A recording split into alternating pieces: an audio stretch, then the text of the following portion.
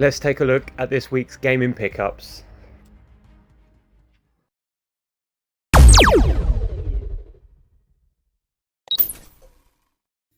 What's up guys, welcome back to another video.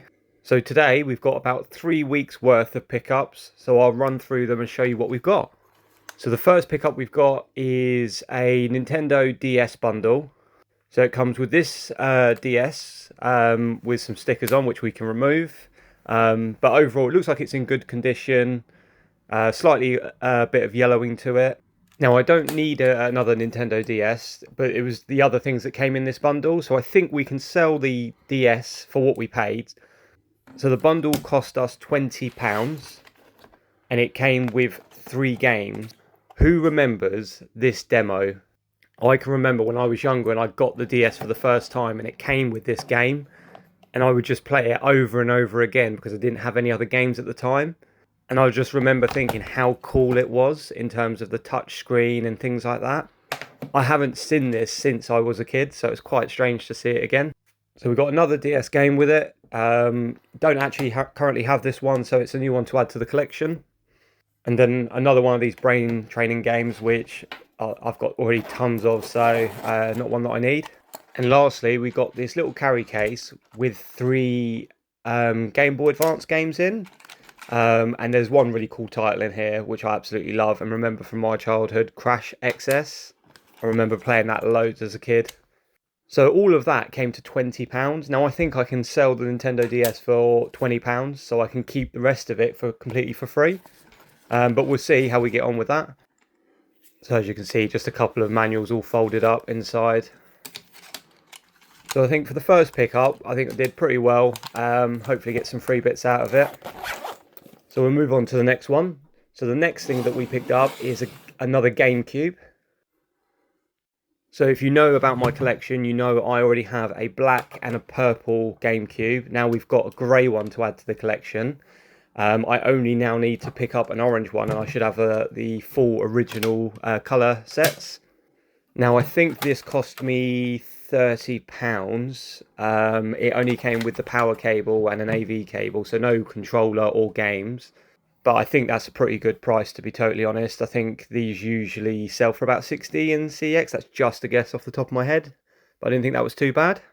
So now on to the PlayStation 1 games that we picked up this week. So this cost us, I want to say £6, but I can't remember, to be fair. Now I think I have 2 of them already, but in really bad condition, so I'll swap these out for my ones. I think it's this one, the Special Ops one, that I already have, and I think the case is really broken. So I'll probably end up keeping all bar one of these, because I think I have one that's in an okay condition, so it doesn't need swapping. It's very rare that you see PlayStation 1 games go up on Facebook Marketplace, especially for quite a cheap price. So I've not played any of these games before. This one's got a bit of a crack on the bottom there, but not too bad overall. Now this is the one that I've got that's in a bad way, so I think the case is really destroyed. So I'm just going to swap this out for the one I currently have. Actually, saying that, I think I might even have the other game. I completely forgot which games I have and I don't. But to be fair, other than that one with the crack, the overall condition of the cases is pretty good. I'm pretty chuffed with these.